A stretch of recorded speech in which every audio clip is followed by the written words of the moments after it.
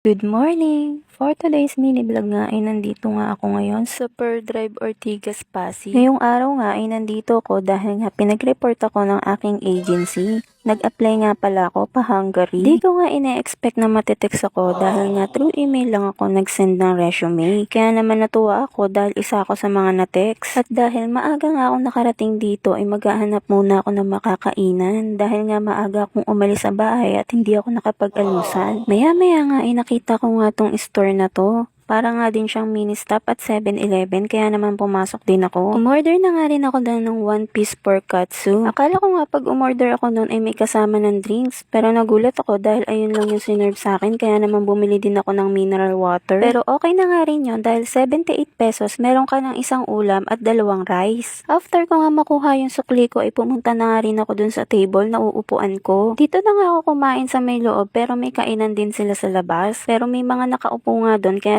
dito ko na lang piniling kumain sa loob. Inayos ko nga muna yung sarili ko at yung mga gamit ko bago ko kumain.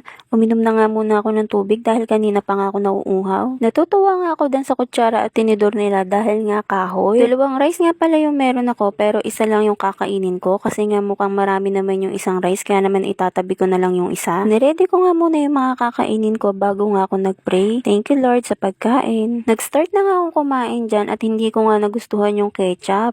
Maasim-asim kasi na medyo matamis. Hindi ko kasi bet yung mga ganun lasa. After ko nga kumain dyan ay nagpahinga nga lang ako saglit at bumalik na nga uli ako doon sa condominium. Pagkakita ko nga sa labas ng building ay wala ng mga tao. Kaya naman dali-dali ako maglakad. At dahil baka nag-uumpisa na sila, buti na nga lang at ground floor nga lang yung agency namin. Tinanong ko nga muna yung guard kung lahat ba ay nakapasok na. Naiwan nga ako dahil nga kumain ako. Tinuro niya nga sa akin kung saan ako papasok kaya naman pumasok na ako doon. Pagkapasok ko nga sa loob ay nakita ko nag-i-start na silang magtawag ng mga tao. Initial interview nga muna yung ginawa sa amin at tapos na nga ako ng mga oras na yan. After nga ng initial interview ay nag-exam na nga kami at diretso na nga ng orientation. Pagtapos nga namin ng orientation ay pinauwi na nga kami at mag-iintay na nga lang kami ng text kung kailan kami babalik. Naglakad nga ako papuntang SM Mega Mall pero pagdating ko nga doon walang sakayan pabalik ng Laguna. Kaya naman nagtanong ako sa guard kung saan ako pwedeng sumakay. Tinuro nga nila ako sa Star Mall EDSA kaya naman naglakad na ako papunta doon. Maya-maya ngay nakakita ako ng UB Express at sumakay na nga ako. Buti na lang ay nakasakay na ako agad dahil nga wala akong dalang payong at buti na lang hindi ako inabot sa daan. Sana pagbaba ko ng Laguna ay hindi na nga naulan. At hanggang dito na nga lang muna ang ating mini vlog. Kita-kits na lang sa susunod ko pang upload. Thank you for watching. Bye!